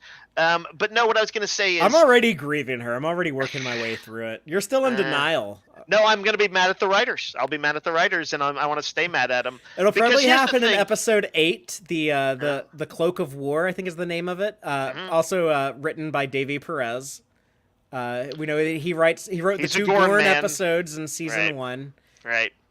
What I was going to say is, we know that kind of Pike's destiny kind of has to be with Vina, right?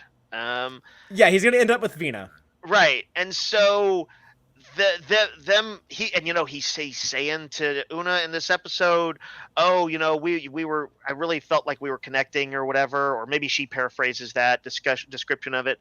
But well, this is one of those things we kind of know it can't ultimately be. She can't be his destined one. There is no happily ever after between these two. Right. But I'm like, most people have a number of different relationships in their life, and a relationship that lasts a few years can still be a perfectly good relationship. There's nothing wrong with that. It can be a very successful relationship. I really want there to be another reason than she's dead for them to not be together in the forever or for a longer time. Here's my theory that I think is probably only partially correct, but it's like, oh, you were next in line to be Commodore? Well, now we're going to make you this new rank that we've just created called Fleet Captain. You're going to be captain of an entire fleet of ships. And as Fleet Captain, your first mission is to go over here where we think there's Gorn ships preparing to attack the Federation space. And then she goes there and she gets wiped out, and she has this distress call to the Enterprise. She's like, "Oh no, Chris, the Gorn are eating me." And she gets ate by the Gorn, and then Christopher Pike is like, "Oh my god, they ate the woman I was in love with." And then Admiral April is going to be like, "Chris, you're the fleet captain now." And he pins the fleet captain badge onto Pike's chest. And then they're like, "Oh, and now you're canonically allowed to meet this guy, Kirk, who says he met you when you got promoted to fleet captain in an episode from the 60s called The Menagerie Part 1. And Paul Wesley walks onto the set and he's like, "Hi, Pike, my name is Kirk," and he does the Star Trek 09 thing. He's like, "Hello, Christopher. I'm Kirk." He's like, "Hello, Christopher. I'm Jim." And then you're a fleet captain, and we go to total full-on war with the Gorn, and they're just mindless, stupid beasts. They know nothing but evil, and we have to go eradicate them. And you're fleet captain Pike, the Gorn fighter, and we go to total war in the season finale. Thank you for preparing me for the worst case scenario, Father. That sounds entirely too plausible. But Father, you left out the one line that needs to be in it, vis-a-vis our earlier conversation. Nobody eats out Captain Battelle but me. I'm just that's. Let's get another "What the hell, Dave" comment out You of the live know, audience. you were screaming about the Gorner eating me. Well, that's the type of content we don't expect on Tex-Trek. You typically have to go to Gornhub to find that. But Yeah, I am gonna be pissed when that happens, and I hope that that either Perez is his name, Davy Perez, the Davy man Perez. responsible for putting the word youngling into the Star Trek universe. That's the least of his offenses, Father. But I'm giving him credit for this episode because I liked it more than I expected to, at least on second viewing. I hope he surprises me with however it happens. If it happens, it's likely to happen. However it happens in that episode 8, perhaps. But the signs don't look great. So. I mean, the only thing I don't like about Strange New Worlds is the Gorn. I'm pretty happy with everything else. But it's gonna rap hard with that, right? So, if I hate whatever Gorn story they tell, it's not gonna impact me too much. It's like, well, I didn't like the Gorn stuff in season 1 either, so it might be a similar case. Patel is a good character. I actually don't. This is the first time I kind of liked her. I kind of really cared about her. Yeah, it's like what? I don't even know what her first name is. I don't know anything about her. All I know about her is she likes Pike. She likes Pike, and she tried to be cool to Una when there was the kind of like that conflict between like work and being a cool person. The show has not dived deep into her story, but it has, I think, given her a lot of good scenes, including the trial episode. I also think that she's presented as having a good, sophisticated relationship with Pike. It's a good example of a long-distance relationship. She, called him out on his bullshit. I think that she, as a supporting character, they really haven't given her any sort of lead character or even sort of lead supporting character stuff. But as a supporting character, I think they've done good work with her. But Perez also killed off Engineer Buckley. Man. Oh, no, Hemmer, yeah. He killed Hemmer. So this is less, she has less character than Hemmer did for sure. But I have enjoyed her appearances. I would trade 100 Batels to get Hemmer back. With zero hesitation. We don't need to get into which death we would trade for which. But I would say this, Father. Early on I was saying that I wanted, I said this, and this even fits thematically with the naughty stuff discussed tonight. I wanted there to be a little bit more sex and Trek. This is the Roddenberry in me, and just presentation of like casual relationships or less typical relationships. A long distance relationship is not something we get to see too often in Trek, and I thought they were handling it well. So I'm going to mourn that loss. Yeah, I kind of would have liked there being just kind of, oh look, here's like a normal, healthy, a casual relationship between two adults. That would have been. Cool to have. Yeah, I actually didn't need it to upgrade. I would be okay with them being extended friends with benefits or some stripe of that. But that's all guesswork. Let's go ahead and wait and see how it is. I'll see if I can work through some of my anger in advance at her pending death. In the next 6 weeks, we'll know everything. We'll have seen all of season 2, assuming that. Paramount Plus doesn't take these episodes away, like they took away season 2 of Prodigy, and they took away season 1 of Prodigy while they were doing that. But even though they promised us season 2 coming this winter, #save Star Trek Prodigy. You know what they need? They need something that they take her off the grid. By the way, in a non-violent way. Have her have to be, you're the one person who could be the ambassador to the Gorn, or probably not because that didn't happen, but. Something where it's like she has to go and do duty stuff, and it's just, sorry, Christopher, we can't continue. I thought we could, but we can't.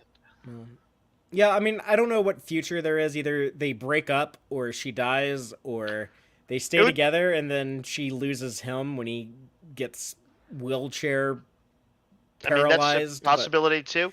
But even then, it's like, why wasn't Patel like at his side in the Menagerie Part 1? Why wasn't she there at Starbase 11? It's like if Perez is just like, I think he would just not want for his career to be the guy who shelves people. You No, know? and it's like it's in modern TV writing, like these episodes aren't really by a singular person, whoever has like the Sure, story there's by two like writers on this yeah, episode. every episode has been it's going to have like the fingerprints of that entire writer's room all over it. Sure. So it's kind of hard to tell, what belongs to which person. A lot of times they just draw numbers basically like, oh yeah, I'll take the credit on episode 1, you take the credit on episode 2, you take the credit on episode 3, and we'll all get paid that way. So who knows who is responsible for what? But yeah, I don't know. I don't have high hopes for whatever they do with Patel. Fortunately, I'm not that invested in her character. I kind of like her as like someone for Pike to have scenes with and talk to. And drink wine with and talk about cooking tomato sauce. But, other than that, I don't... Let her die! I hear you, Father. I hear you loud and clear. We'll see what happens. But I guess you just don't like women on the bridge. I get it. yeah, I'm like Pike in the cage. Like, I just can't get my head around that notion. Let's go into our Gorn egg section. These are the Easter eggs, in jokes, and continuity connections I thought would be fun to mention. Starting with the title of this week's episode, Among the Lotus Eaters. That is a reference to Homer's The Odyssey. The lotus fruit. I got this from Wikipedia, but the lotus fruits and flowers were the primary food of the island. This is the lotus island that they go to in the Odyssey, and were a narcotic, causing the inhabitants to sleep in peaceful apathy. After they ate the lotus, they would forget their home and loved ones, and only long to stay with their fellow lotus eaters. Those who ate the plant never cared to report nor return. So, appropriate title for this episode. Speaking of Pike and Battelle, though, in Pike's kitchen near the beginning of the episode, there are multiple Gorn eggs. The two of them are sipping Chateau Picard wine. I assume that wine was really good in the 23rd century. It didn't get shitty until the 24th century when Jean-Luc took over the chateau from Robert. But here, there's a fun continuity connection in there that I haven't heard anyone else bring up. So y'all might be hearing this for the first time. But they talk about Pike is making his mom's sauce. He says, yes, anything else would be a crime against tomatoes. In the cage, when he's acting out that fantasy picnic with Vina, she talks about like, we made your mother's chicken tuna sandwiches. So I guess Chris Pike is a fan of his mother's cooking, and he tries to replicate her recipes. And I kind of like that this Boy Scout was like a big old mama's boy, and he's cooking the food he grew up on. I don't know. Yeah, I love that. I like that too. And also in that scene, that medallion that she gives them, she says she brought that from Galt. So I assume that's the farm colony that Worf grew up on with his farmer parents. They were from the colony world Galt. Oh, interesting. Not a specific Ayn Rand John Galt thing. Thank God. I feel much better about that now. Now, Rigel VII, of course, it is from the first episode of Star Trek ever produced, The Cage. The castle, I guess, was meant to be a recreation of the castle that we see in The Cage. Even though I don't it is think a great matte painting, by the way. Yes, I actually think the '60s version looks cooler. I prefer it over what they did in the 2023 version, and that's just me though. But there were some really cool connections they bring up here. They talk about Spock's injuries in The Cage. Leonard Nimoy actually has like bandages on his hand at some point and is walking with a limp because they were supposed to. They just get like the shit kicked out of them by some Kalar on Rigel VII. We see Pike fight a Kalar in that episode, and I think he was cooler than any of the Kalar warriors we see in this episode. I think are all very bland and forgettable, and they don't have like the cool hat like the dude in 1964 had. They talk about the Vega colony. They had to go to the Vega colony for like medical assistance. There were 7 people injured, 3 dead, 7 injured. They bring all that stuff up, and Pike even mentions my own yeoman died. So now whenever I watch The Cage, when I see Pike talk about that terrible mission with Dr. Boyce, and he says, my own yeoman died. I'm gonna picture High Lord Zachariah from now on. Yeah. I kind of, by the way, Father Ray, sorry to sidetrack here. You asked if we had any final thoughts. I wanted to say just one thing real quick. I think we both liked that in the end that Pike did go back for his man, right? And did bring him home. Mm-hmm. Yeah, got him home eventually. That was a good ending. Yeah. And that was pretty cool. That was one of my favorite parts of the episodes. Like he did get him home.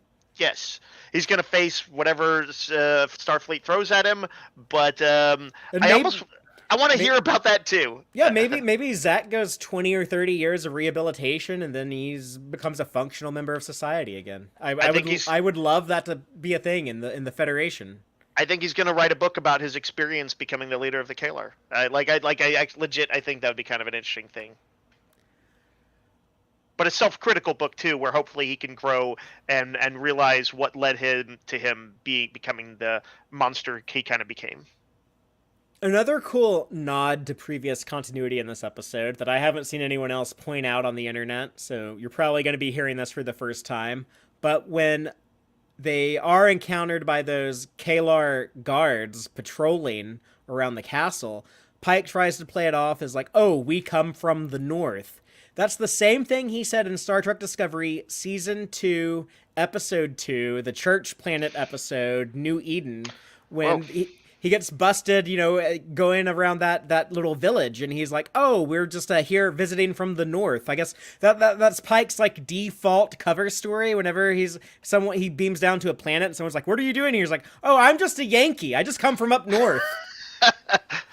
As the Doctor once said, lots of planets have a north. There you go. Yeah, Doctor Who connection. Yep. And then in Erica Ortega's quarters, we see a model of the Enterprise. There's also a model of a Walker-class starship like the USS Shinjo, captained by Philippa Georgiou in the first 2 episodes of Star Trek Discovery. I did not notice. That's cool. And then when Erica Ortegas is telling the ship's computer to guide her to her quarters, and it says, follow the illuminated path, that's kind of similar to the more advanced technology, the more advanced version we saw of that in Encounter at Farpoint, the first episode of Star Trek The Next Generation, when Riker is actually able to use the ship's computer to locate Commander Data. And the computer guides him to the holodeck, where Data is trying to whistle Pop Goes the Weasel. And that's all I got on Gornegs, but we got some subspace transmissions for last week's episode, tomorrow and tomorrow and tomorrow. I know Twitter was not kind to us, but... Yeah, I know that in general it seems like Twitter shakeups of late seem to have made Twitter a little more scarce, but I know we're trying out. We're getting our feet wet and checking out all the options there, alternate options, I should say. But yes, please do throw in some questions because I like reading these on the air. And I have a handful today. I do want to.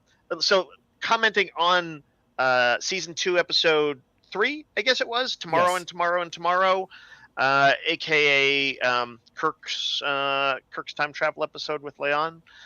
Quark's Bar commented. Only mustard on hot dogs, indeed, the way they were intended. Talking about how many mustard on hot dogs do? I think the Texan way to eat a hot dog is with mustard, but. Father, I think I've never in my adult life had that. I'm sure I had tried it as a kid, and I told you I didn't like mustard back in those days. Yeah, but you're a weird eater. Now I've come around on mustard though, just really kind of in the last year or two. Yeah. Both the yellow kind but more likely the kind of fancy kind. Traditionally, Texas cuisine has a heavy German and Czech influence, and That's true. Your standard Texas hamburger, Texas hot dog is mustard is a common condiment on that stuff. I am willing to try this. It sounds kind of good to me now. The more we talk about it, the more hungry I am for it. Let's see. Opinions no one cares about over in the land of YouTube commented, I was very happy with this episode as a native Vermonter, but just to be clear, there is no Vermont taxi. In the whole state? I don't know. That's what he says. That makes sense. There's only like 18 people that live there, so. And then I was it's amused. Like, you have Palea and Bernie Sanders and Frank Miller, the comic book artist. That's about it. That's everyone from Vermont. That's the whole state, right? And he also had a snarky comment that I liked too here. He said, 3 episodes and there's been more Kirk than Pike. We know he'll be captain eventually. Give Pike his time. Yeah. Okay, we got it here. I'm sorry it was a slightly middling episode, but you do what you can. Yeah, no. I have seen people who really liked this one. I've also seen a lot of people who that was like their least favorite of the season, and I think to fully defend it, I think to fully defend it, you kind of have to read between the lines and say that it was a little deeper than it was, or talk about the topics it addressed without like the depth with which it talked about them, which wasn't real deep. But there's stuff in there to like for sure. So I think it was actually interesting to talk about it. Yeah, and the fact that this is the quality of an episode where we're like, well, this is like one of the weakest episodes of Strange New Worlds ever. It's like, I mean, it's not even that bad. So that's pretty good indication of the quality of the show overall. But yeah, I'm looking forward to what's happening next. I don't know very much about next week's episode. I think I heard someone say that episode 5 was going to be Spock centric, so I'm kind of hoping for Spock stuff in episode 5, but who knows what'll happen. But we'll be covering that next week. There's also a stream on Thursdays that some people have been checking out, but we have Rachel and a lot of fun people. Aaron's normally there. We've had a lot of the old Starfleet Boy crew.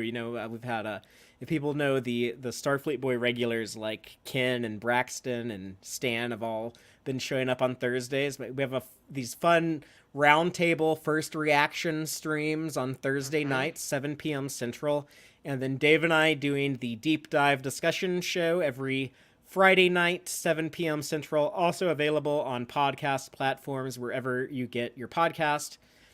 And we'll be talking about Season 2, Episode 5 next week, Charades. If I just had to guess, what does the name Charades mean? It's going to be like the Buffy episode Hush, where everyone loses their voices and they just have to communicate through charades. I don't know if they lose their voices, but what the hell else does that mean? We'll find out soon. Father, I have to say it Picard style. Charades. Charades, okay. You be the French one. Yeah, I'm going to do it. You gotta be French and an English accent, though. I'll correct you next week. I think it's charades. I was watching the first Picard episode the other day, and Patrick Stewart talking to his pit bull in French, and it's just I don't know, it seems so different from. I'm not even saying it was bad. It's so different from Picard season 3. Sure. It's the show would never season 3 of Picard would never have him just walking around with that cap on talking to a bulldog in the middle of a field. It just seems like such a different show. But it's kind of true. I mean, the Trouble with Tribbles feels very different from In the Pale Moonlight. So, Star Trek has a wide spectrum. That's fair, especially when you're episodic. Yeah, but we'll have more Trek to talk about next week. And until next time, as always, #save Star Trek Prodigy. Also, live long and prosper, y'all. Listen to the Tex-Trek podcast through Apple Podcasts, Google Podcasts, Spotify, or at tex-trek.com. Like us on Facebook at facebook.com/tex-trek. And follow Fathery on Twitter at TXTrek. Please support us by liking our videos and subscribing to our channel on YouTube. Thank you and take care.